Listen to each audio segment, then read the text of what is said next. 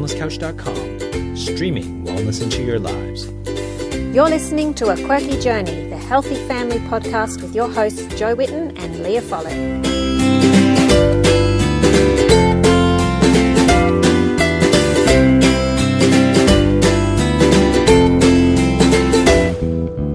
Welcome to A Quirky Journey. Join us as we share our family's journeys to good health.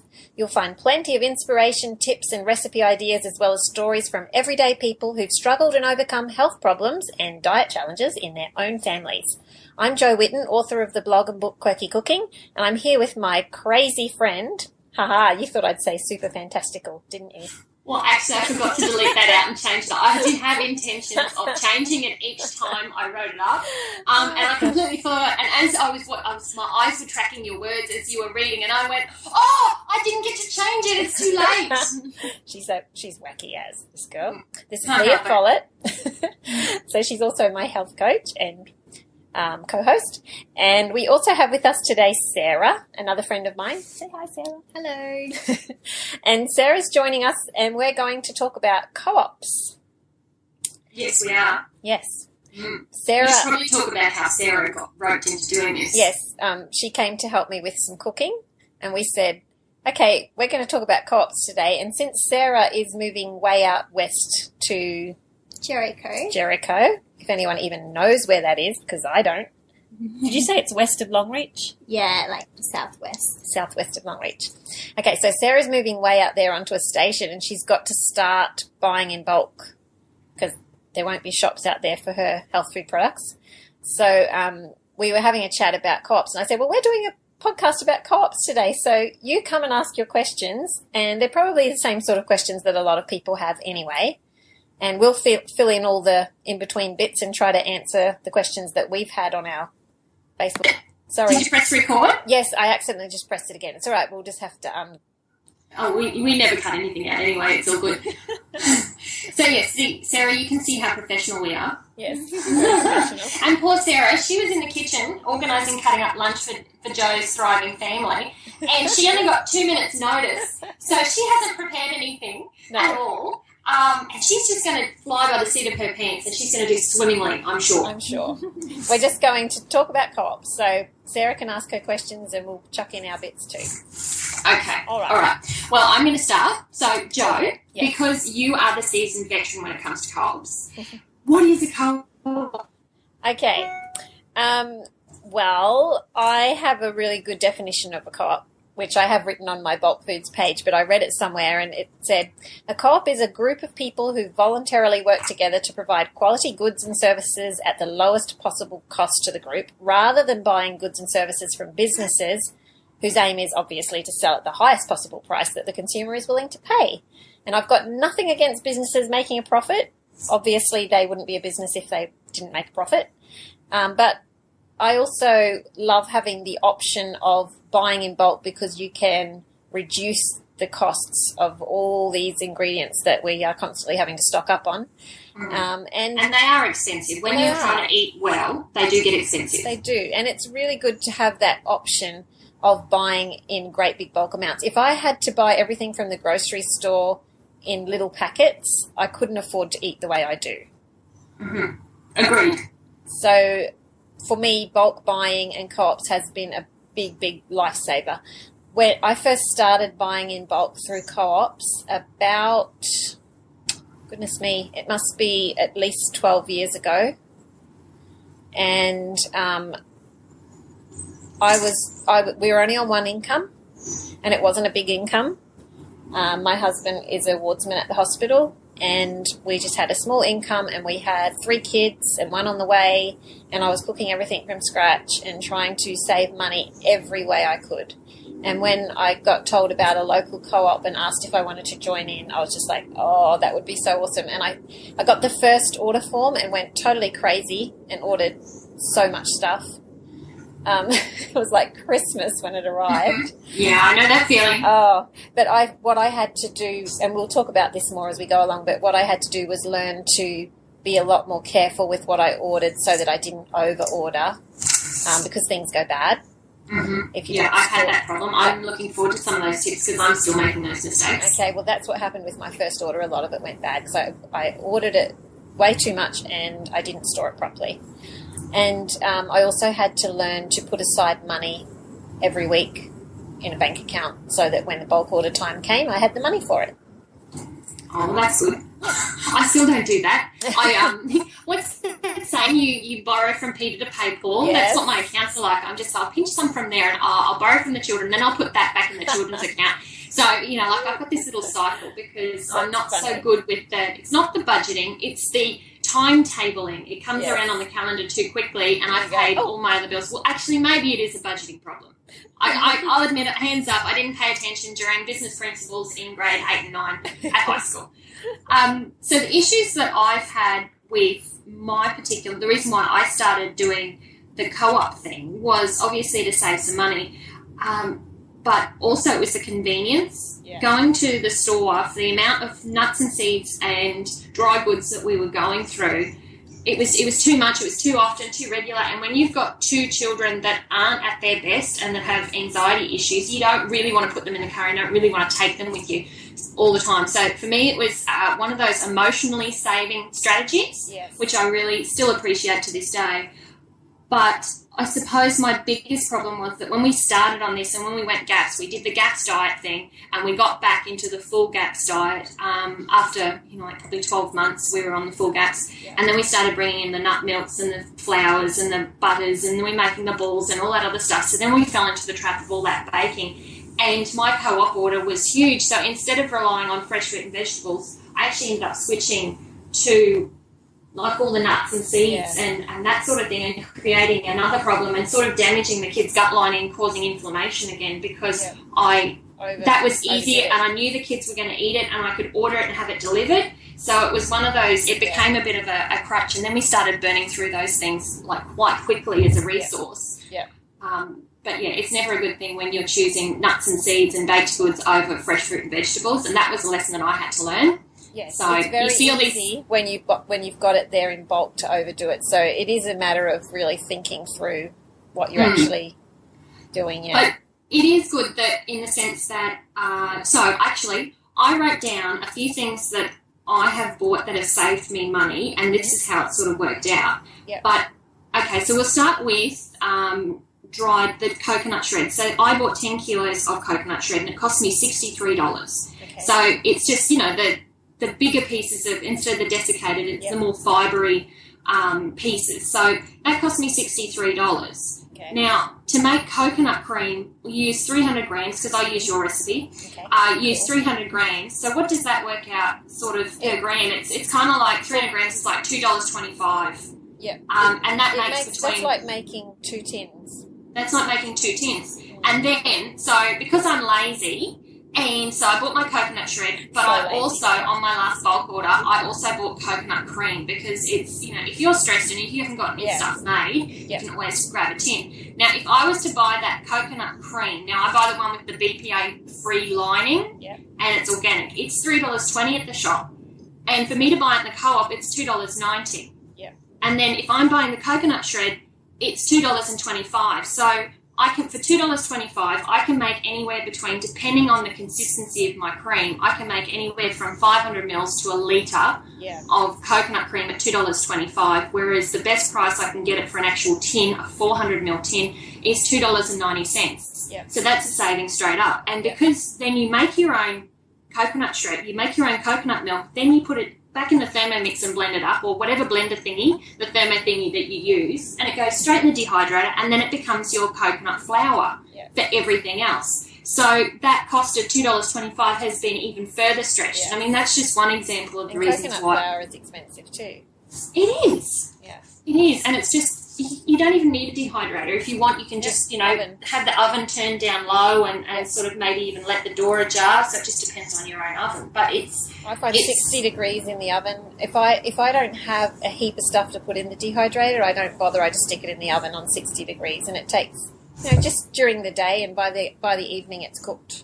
It's done. I have found that sometimes I don't even do the dehydrator. I just put it into Ziploc bags and I put it in the freezer and freeze it while it's wet because when you're using, like, you're making it like an almond meal cake or, you know, like any of those really dense things, and you've got to add a bit of coconut, that little bit of extra water in there really doesn't make a difference. And as long as it's stored in the freezer, the only problem is, you know, defrosting it and getting it out in bricks because it's kind of solid because of the water content in it. So you've got to leave it sit on the bench for a little bit. But, yeah, that's my thing, is that the price, and then it was also the convenience of not having to leave the house as regularly, because I've got a pantry there that I can rely on. And I found when I've had the little kids and a baby, it was so freeing to be able to just go to the freezer, grab the nuts or the coconut and make my own milk. I didn't have to go to the shop.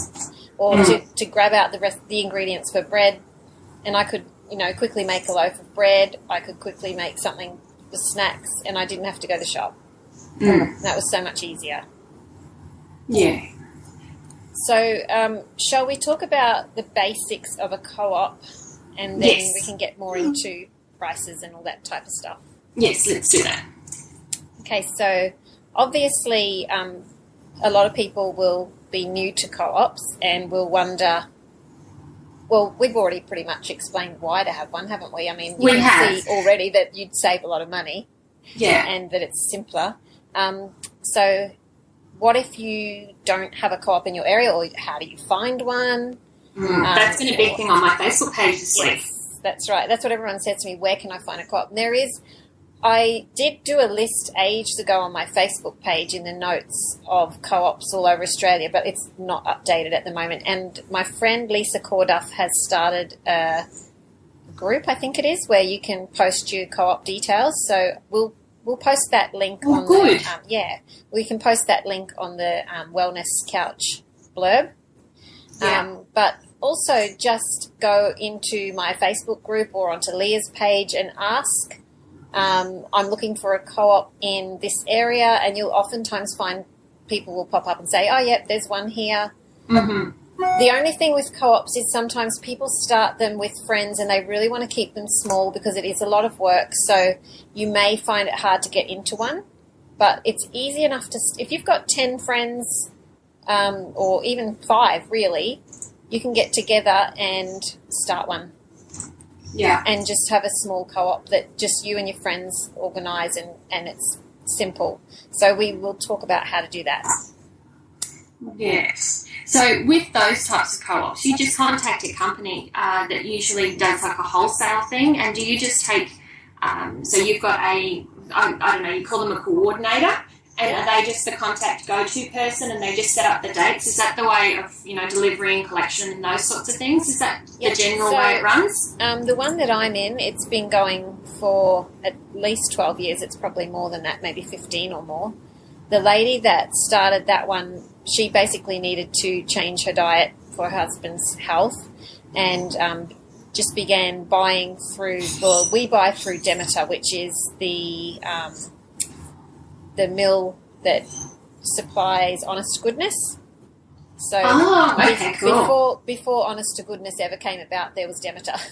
Okay. So most people go through Honest to Goodness now for that's who I go through as well. Yeah, a lot of people go through them for co-op stuff. Mm-hmm. But we went straight through the mill, and when they used to have a mill, and started the co-op that way. And she basically gets a big price list from all different places now, and it's all put together, and we all, you know, send in our list of what we want and have it, it's all added up and everything. And there was actually a guy up here that created a program just for our co-op, a computer program to add up all the orders and keep it all nice and neat.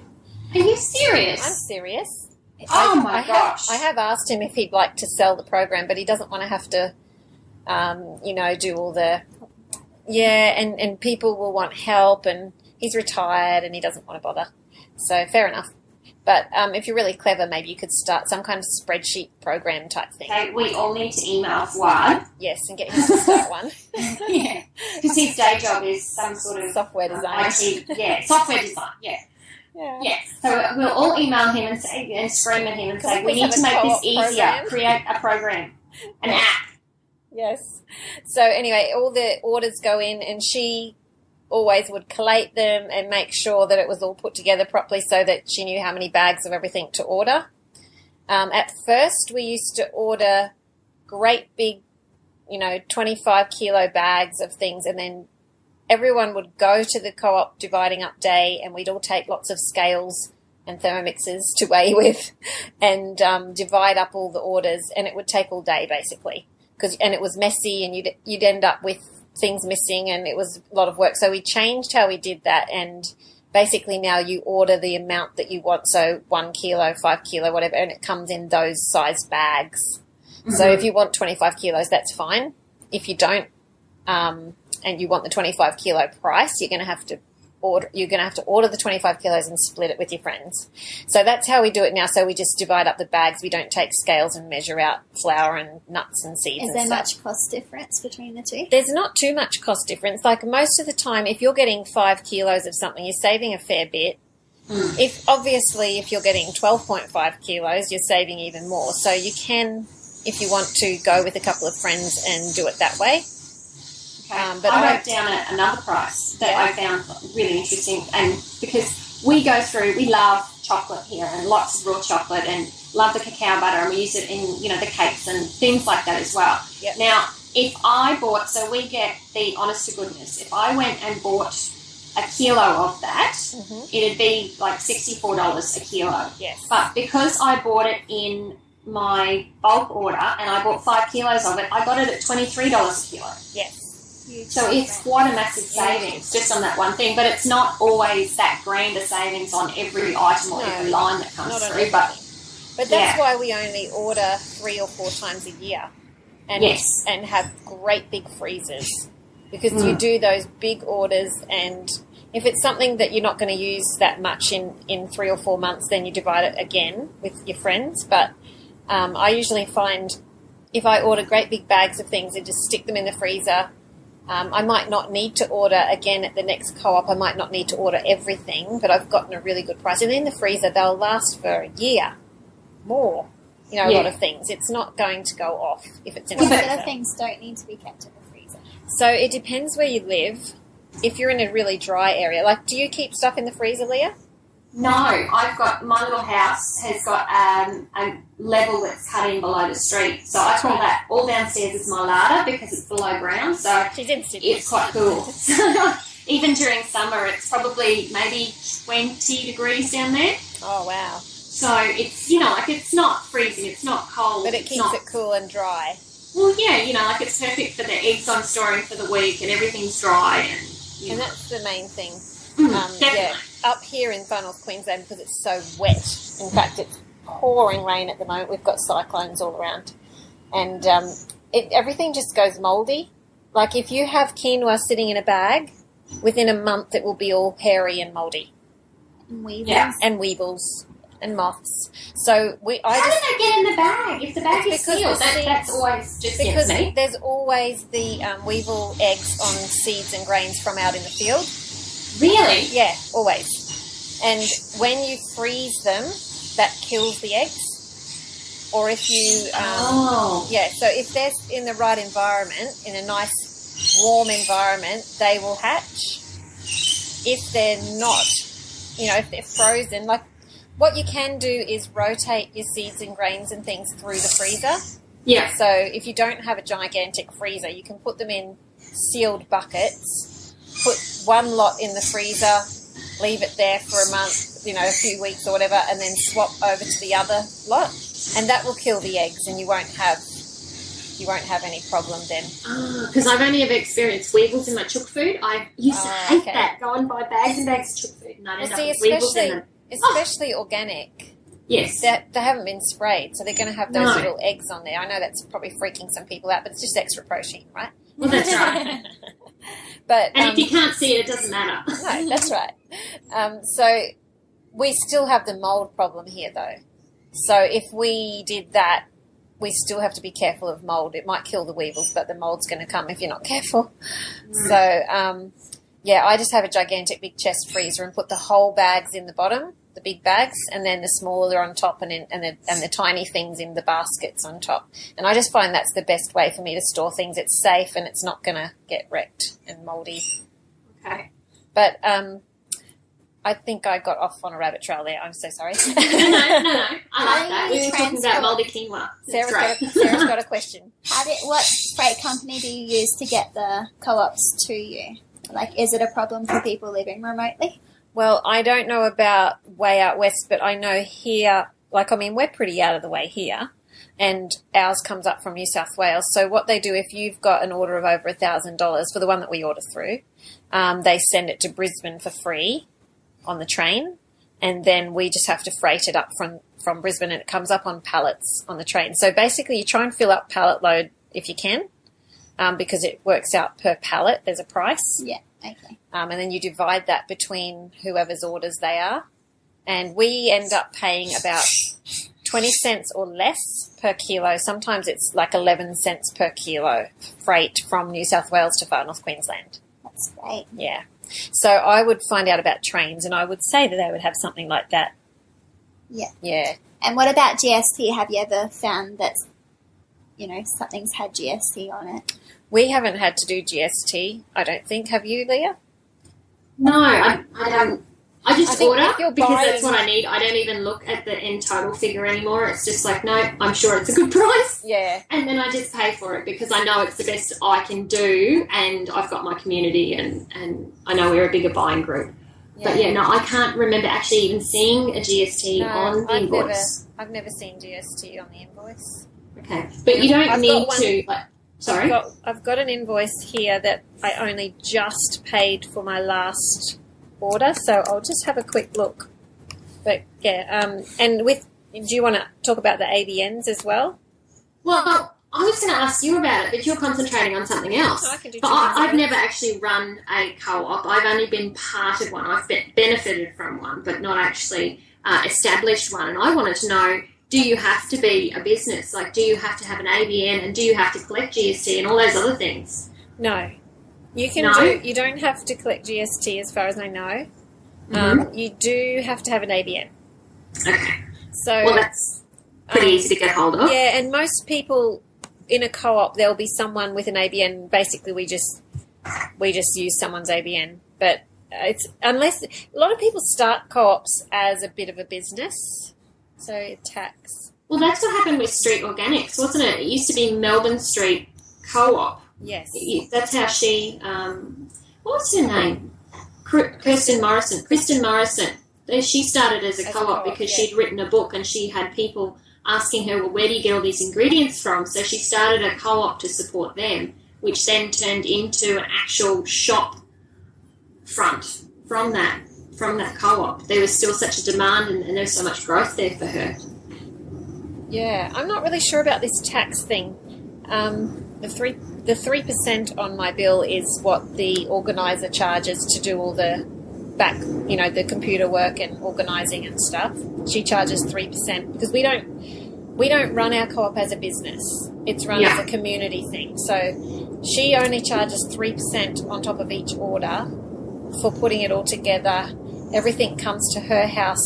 Some of the guys go and drive down to Cairns and pick it all up on utes and trucks from the train station, which is an hour and a half or so down.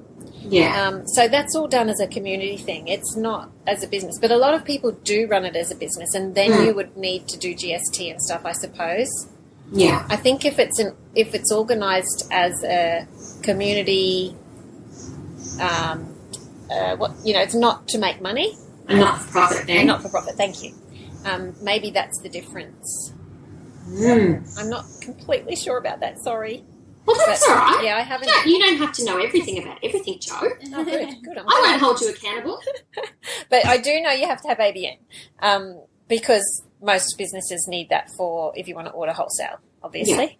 Yeah. And how do they create the orders? Like, obviously, your ordering system's a little bit different to mine. Mm-hmm. You've got someone that's done up some sort of program or a spreadsheet. Well, yes, there's a spreadsheet. Usually what they do if you're I'm in a few different co-ops, so I do know what different ones are like. So co-ops I used to be in a fruit and veggie one, and then I've got my dry goods. Well, how many other ones are there? Well, I'm in a Loving Earth co-op, which is just a group of maybe 10 friends that one of them got the ABN and ordered. Are you serious? I could be buying bulk sour cherries from Loving Earth yes. in a co-op. Yep, just get an ABN. Oh, and ask them, no. Yeah, ask them for wholesale prices. And get a few people together. And I don't know what the minimum order is, but I'm sure they'd let you know. Yeah, I'll buy $500 worth of Oh, sour Sarah cherries. reckons it's $250. That's easy. I can do that myself. I don't need a co-op. Wow. If you buy your raw cacao butter that way, like you said, it's so much cheaper. Okay. And I buy 1 kilo bags of cacao powder and all that stuff. Anyway, then I'm also in one for nuts, seeds, dried fruit, that kind of thing. So that's the Trumps co-op. Yeah, And- we use those when we were in Brisbane. Yeah, Trumps is in Brisbane, but I think you can order from them from anywhere. Mm-hmm. There might be better ones for WA and places like that if you're, that would be closer. I don't really know. I've heard Two Brothers Online is a good one for WA, and there is Bio Distributors, I think it's called, down south. So I do have a list on my website that we can link to of different places that people have said they order from for their co-ops. So we'll post that as well. But Trumps is great if you're, anywhere near Brisbane or even, I think anywhere on the East Coast, really.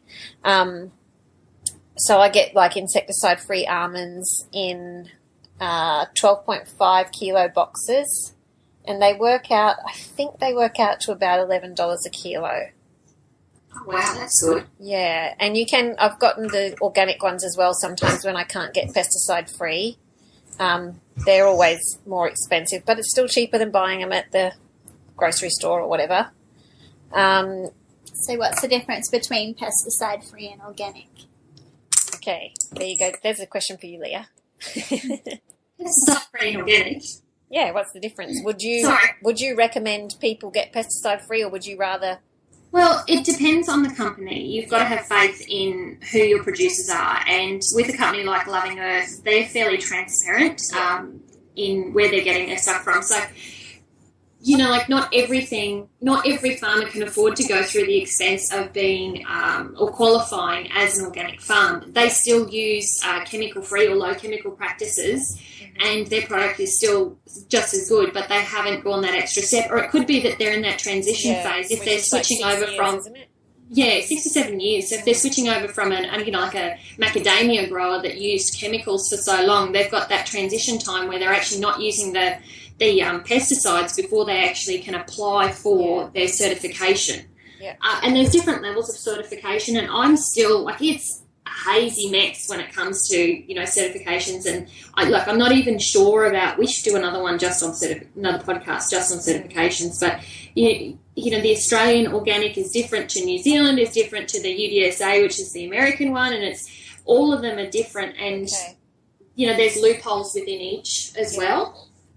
So I sort of have a tendency to try and support the farmer that's trying to do the right thing. So if they're coming up through the ranks and that's going to encourage them to change more of their practices, then I'm quite happy to put my faith in them and buy the low chemical or the pesticide-free options. And they're cheaper anyway. If you've got a family, that's what you're going to go for. That's right. So would it be better to buy, in a nutshell, it'd be better to buy from an Australian company that was pesticide-free versus organic? I would, Overseas. especially just to save on the green miles, the transport from A to B. Yeah, I would much rather buy, like you say, support an Australian farmer if possible. Yes, Yeah.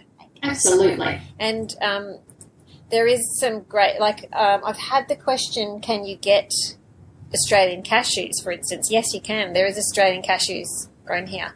I know one of the options, I'll just quickly pop this in here. If you don't want to start a co-op and it's all too hard and you can't find one and you just want to order from somewhere and get bulk prices, there's heaps of options, and one of them is the Source Bulk Foods, which has an online store, and they sell heaps of Australian foods. So they've got the Australian cashews, almonds, all of that kind of thing. So if you really want to make sure you're getting Australian and you want to get a good price, that is an option as well.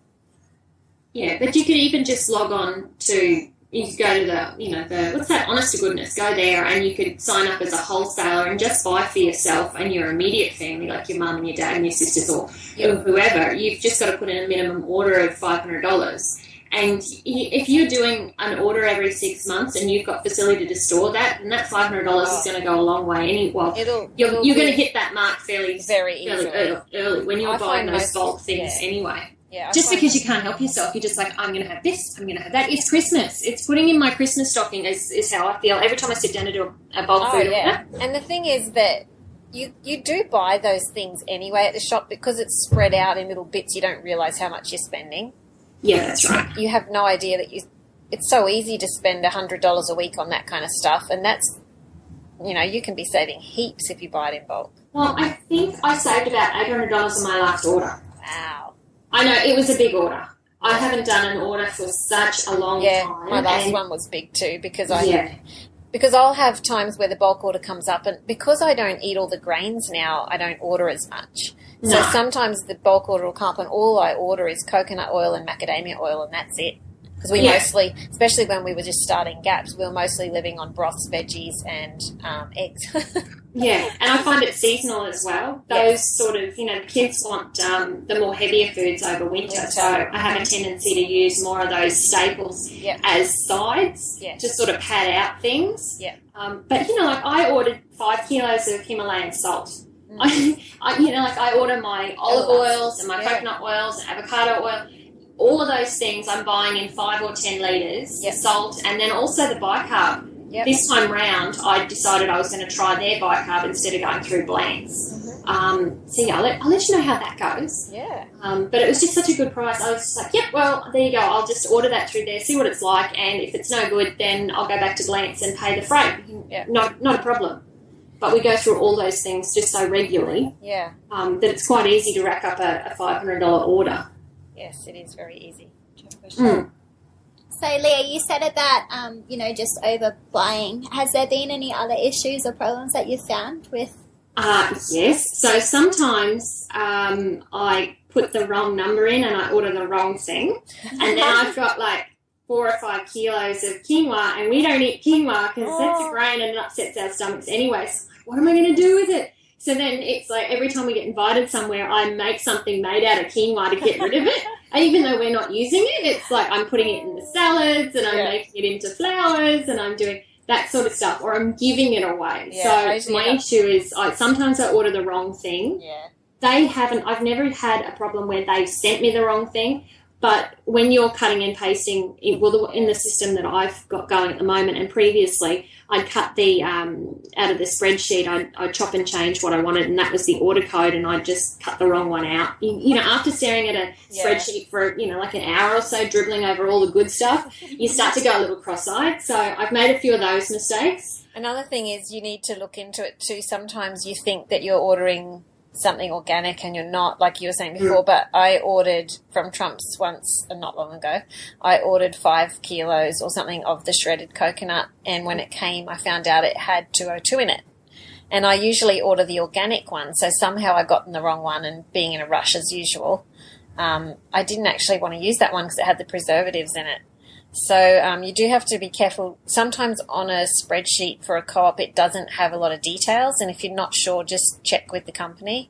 Our co-op that I'm in at the moment, they've got a Facebook group. Oh, good. So you do your co-op order through, create a little spreadsheet and you email it back into them. But if you've got any questions, you can just either jump back online, because it's just an honest to goodness one. You can jump online and check it out there. Yeah. Or because they've got their little closed Facebook group, we can jump in there and just write little notes. And also they were doing some sharing in there. So I bought 5 kilos of dates. We go through 4 dates a week. Why I bought a 5 kilo box, I have no idea.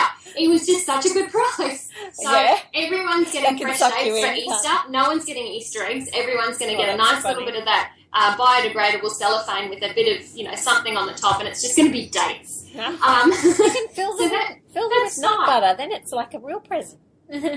I suppose I could. Yeah. I'm going to have to go stalking your page again. Oh, I just love homemade nut butter squished into raw dates. It's like the best treat ever.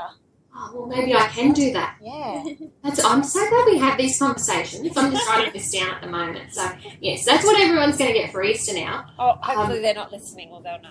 No, well, that's fine. But then, so I did my order and I didn't even think because it just said 1. And I'm just like, oh, yeah, 1 box, whatever. So I put that on there. Like, I knew that it was going to be 1 large box. But then a few days later, I saw some people going, oh, I'm going to buy this box. Do you want to share it with me? I never even thought that because I've never split orders or boxes or anything like that. So, like, as you were saying before, Jo, that you would go and divide it all up and measure it all out. These clever chickens online here, I've worked out, well, I only want this much and you want that much, so let's share a bag of that and you order it. Yeah. So, yeah. Well, anyway, I've done my Easter shopping, so pat on the back, and now I know exactly what I'm doing with it. I haven't thought of Easter, so you see you're a step ahead of me.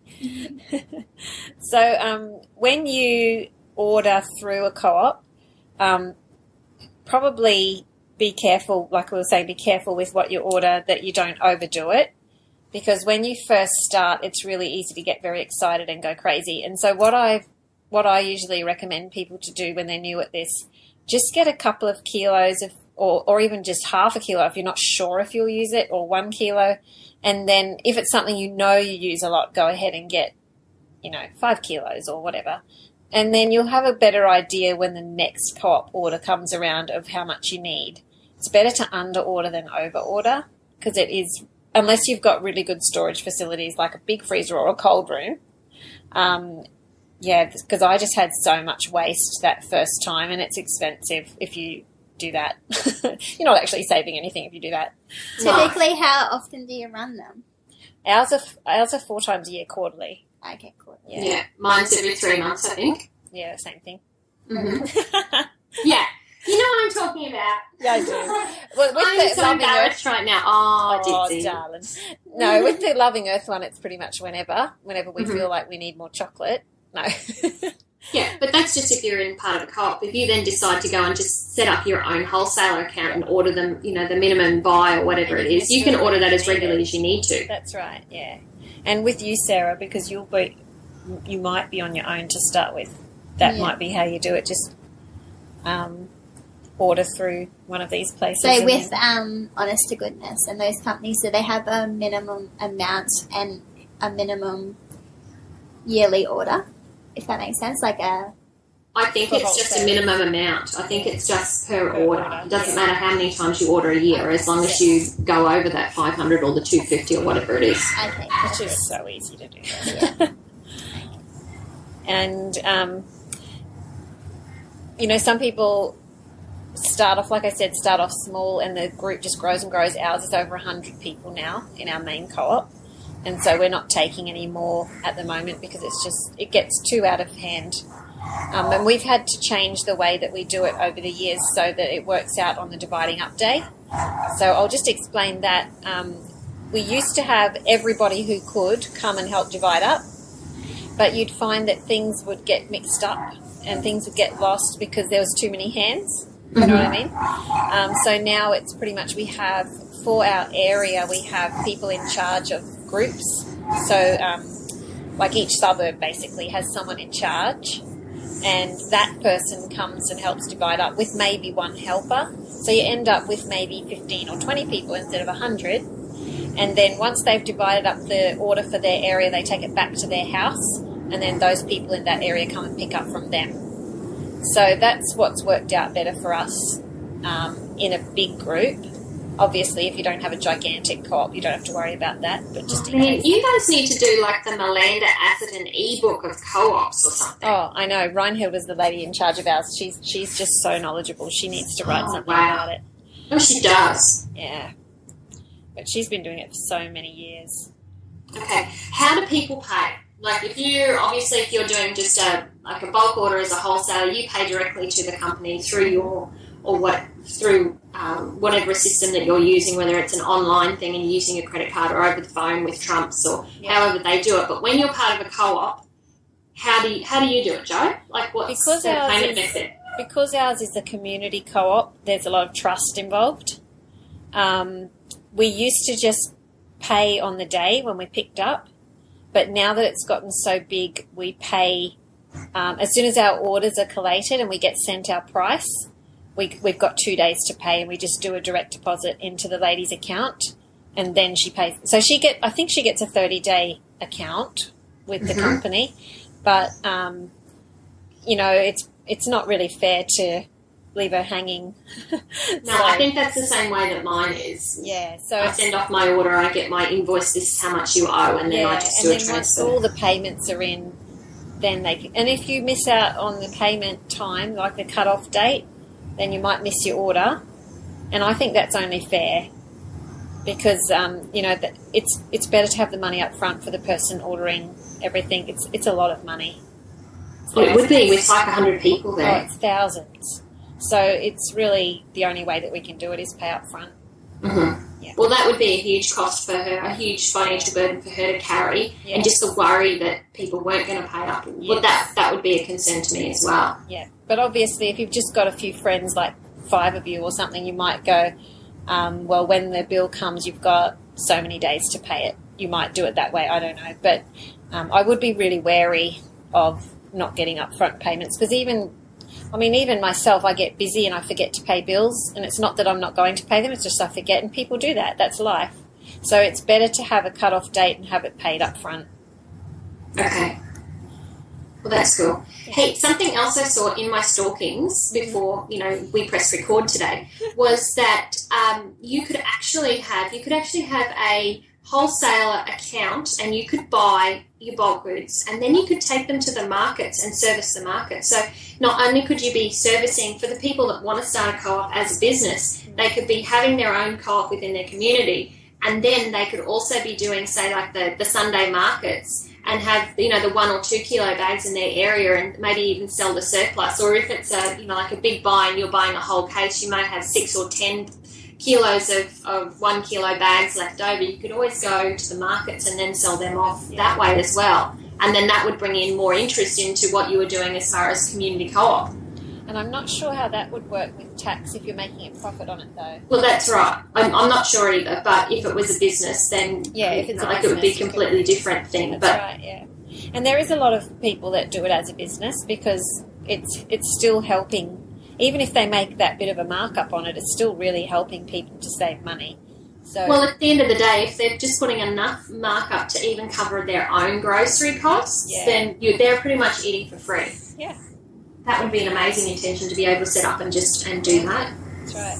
I mean, I just love the community co-op idea that we're in. It depends on everyone pitching in and helping. So if you're not... if your friends are all way too busy and no one really has time on the weekends for mucking about with a co-op and they just don't want to do it and they'd rather pay, say, 10% on their order to get someone else to do it, then that is an option. Yeah. Yeah. Yeah. Okay. Something else, I've never run across it, but what happens, have you ever had a faulty item? Or something that you weren't happy with? Like, have you ever had short dating on bulk goods or something that was damaged in some way or that you just weren't happy with? We've never had short dating. We've had maybe like a bag split or something like that, or, the wrong one came, the wrong type of thing came, but that's pretty rare. They're usually really good, we've found. And we've just had to, send it back and get something swapped or something, and it's not a big deal. Okay, so that's fairly easy to do then. Yeah. Excellent. If it's out of stock. If it's out of stock, usually you just don't get anything. Now and then companies will do a back order. For instance, with the Australian pesticide-free almonds, we can get that 2 orders a year for our quarterly orders, but 1 or 2 of them it'll be out of season and they won't have any left. So that's just too bad. So I'll usually buy the organic ones once it gets to that stage, and the organic ones are probably from overseas. I can't remember at the moment. But I just don't buy as many because I think, I'll just sort of make do until the Australian ones are back. Do they refund you or let you know what's Oh, you just available? don't. Oh, yeah. So you group with ours because we get the payments up front. If they actually find out what's in stock before they order, and let us know if anything's going to be either back-ordered or we can't get it. But if anything came up at the last minute that we couldn't get, then they work out refunds and stuff through the group. Yeah. Excellent. Does that make sense? My question is, in the last couple of podcasts, we've been talking about community sustained agriculture projects. Yes. How is that different? Because you're lucky enough, you've got your co-ops going and you've got that going. Yeah. I haven't found one here. I've got to go to the farmers markets in order to get my things. I'm sure there's something here. I just haven't found it yet. Yeah, I've had a few. How is that different? Is it the same but just with local produce? Okay, so a community-supported agriculture group is also known as CSA. So what they do is it's another community thing where a group of volunteers goes around to the farms, the local farms, and picks up enough, produce from all these different farms to fill the boxes of orders. And every week or fortnight or month, however often you want to order, you get a box full of whatever's in season, local, fresh. It's just... Okay, so you don't get to pick it. No, they pick it. That's what you've got. Not with our CSA. I know a lot of them, like in the big cities and stuff, you can pick. But where we are, no, you just get whatever's local, whatever's in season. And it's great because it makes you really creative. You've got you look in your box and you go, oh, what's this? How am I going to use that? And we have a Facebook page and we have a newsletter, and they'll give you tips for how to use different things when they come in your box. And they'll sometimes be recipes and... it'll tell you a bit about the farmer, where they are, what they're doing, and it's great because it's again getting to know your farmer, getting to support them so that they're getting good prices for their produce. A lot of the farmers that sell to supermarkets really aren't making much from their produce at all, whereas if you do it this way, you're sort of cutting out the middleman a bit, and it's so much fresher. Do they use the seconds in this, in the CSA boxes? Because I know the best stuff all goes off to, say, Woolworths or Coles, but now and then you'll get something free in there, or some extra stuff because some of it's seconds. It's getting soft and overripe, but it's got a mark on it. Yeah. But it's not the fancy, beautiful things sometimes. But that doesn't ever bother me. Yeah, well, it doesn't bother me either. No, I'd much prefer the interesting item than the other one. Especially when we get the bags of carrots. Yeah. Just from our place, if we have to buy the plain old boring ones in the actual, like when you buy them and they come in the 1 kilo pre-pack, if they've got no juicing carrots and we've got to get those, they're boring. But if you get the other ones, the juicing carrots that are all gnarly, the kids end up playing with them and turning them into things. That's cute. Well, it's a source of entertainment then, isn't it? That's right, it is. It's toys. It's and toys. It is. And, yeah, that's good. And they're going to eat more of them because they're playing with them, Yeah. Mm. But, with the CSA, I have been in a co-op for veggies and fruit before that comes up from Brisbane to Far North Queensland from the organic markets, and you just order. So you pretty much have to order boxfuls and divide it. So you get a box full of apples, a box full of broccoli, and you just divide it all. And I actually prefer the CSA. It's not always organic, but it is local and fresh, and you don't have the food miles again. It is nice to be able to get a bit of both if you can, obviously, because sometimes you just can't get things locally that are organic. Yeah. So it's kind of, there's pros and cons for both. So you can do a co-op for things that aren't dry goods. So you can do fresh things as well. Probably out west, I'm not really sure how that works with... I think I know people living up in the Cape, they get the aeroplane comes with the fresh produce. What is it, once a week or once a fortnight or something like that? And you could order fresh stuff in. There's a company... Hold on, I've got feedback. I'm just going to close my microphone. Pull that out. Put that back in. Is it better? Oh, there's no feedback. Oh, you know how when you're talking to yourself in your ear and you can only hear yourself? And Yes. Yeah, that was messing with my head. Okay, good. I'm glad your head's And not it's messed up enough. So when we were living in Brisbane, we had Quality Organics, I think it was called, and they did the dry goods and the fresh goods, and then they did the deodorants and the personal care products and all the other stuff as well, you know, like toilet the tomato paper. soups, all of that stuff, the cleaning, the dog food. Yeah. They even had, you know, chicken frames and bones and we meat have all products that. as well. Yeah. Honey. Yeah, they had everything. That was very cool. It was a little more expensive though. Yeah. Some Getting of it it that is. way. But if you're, like, especially if you're living out west or something, it's so handy. But I get some of that kind of stuff, like shampoo and things like that, detergents. I get some of that through the co-op and just try out different things because it's good price, you know, and it's organic. Yeah, well, that's right. Yeah. But, there's just so much that you can actually buy in bulk, and I think that's the thing that people think buying in bulk is just grains, seeds, nuts, and they don't realise that you can pretty much buy anything in bulk and save a heap of money. You could almost be a shut-in and never have to leave the house. I know. Just listen to podcasts all day. Well, you could. You could. I'd run out of ironing, though. I only get to podcast and iron at the same time. I don't iron. You don't iron? No. I wish I didn't iron. I really do. I wish I didn't have to iron. It's ingrained in me. Oh. Dear, oh dear. I don't. My mum failed with me in the ironing department. No. Oh no, my nana, she was a demon with the ironing board. So I picked that up. I've taken that on, and yeah. Make Nana proud. She's looking down on me. I do let my kids iron their own clothes, so they do that. Yeah, no, Gabriel, no, he's just not ready for ironing. Although I haven't been letting him cook at the moment, so that's, you know, like we're stepping up the responsibility. Oh, very good, very good. Yeah. Can you think of any more questions, Sarah? No, that's a pretty good overview. Okay. Oh, excellent. Anything else, Leah? I think we should. Not mention? at this point, but, you know, in 10 minutes' time, I'll do the forehead slap with my palm and I'll go, oh, I was going to ask that. Oh, that would have been such a good question. Yeah, I haven't got one at the moment. Okay, yeah, I think we've pretty much covered it, but I will link to some of my notes on my blog about how to start a co-op, because if you want to start a group co-op or you're looking for places to order from. And Leah, have you got anything that you want to link to? We can just put it all in the notes on the Wellness Couch website.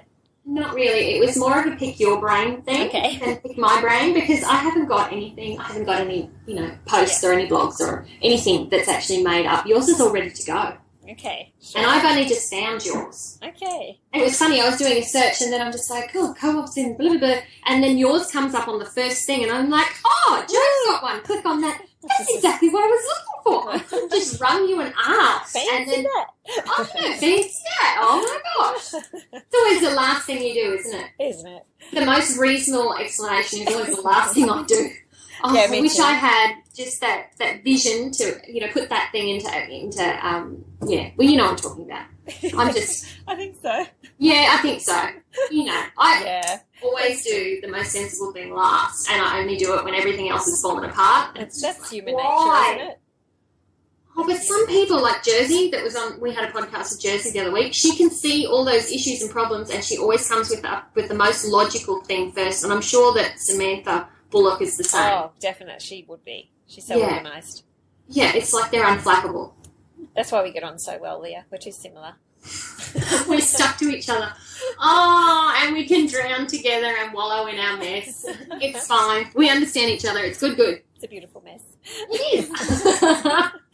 All right. Well, thank you everyone for listening. I think if you have any more questions about co-ops, please feel free to post them on our Facebook pages, and we'll try to get back to you. And thank you for listening in to A Quirky Journey. We hope that you enjoyed it and are finding it helpful. And thank you, Sarah, for being ambushed Thank you, at the Sarah. last No minute, worries. Thank giving you you for the 5 minutes information. notice. I think maybe it helps Sarah. Hopefully it helps Sarah. Yeah, that was excellent. Good. And if anyone would like to subscribe to our podcast on iTunes, that would be really good. And especially it would be very awesome if you gave us a 5-star rating because then other people will find our podcast. And also check out the wellnesscouch.com because they have a really big range of podcasts and they seem to be having new channels popping on there every day.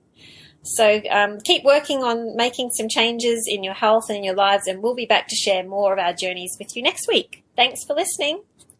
Thank you. Thanks, Leah. Thanks. Thanks, Bye. Sarah. Bye. Love you Bye. guys. Bye. This has been a production of TheWellnessCouch.com. Check us out on Facebook and join in the conversation on Facebook.com/The Wellness Couch. Subscribe to each show on iTunes and check us out on Twitter. The Wellness Couch, streaming wellness into your lives. Whilst the Wellness Couch presenter endeavor to provide accurate and helpful information to their listeners, these podcasts cannot take into account individual circumstances and are not intended to be a substitute for health and medical advice from a qualified health professional. You should always seek the advice of a qualified health professional before acting on any of the information provided by any of the Wellness Couch podcasts.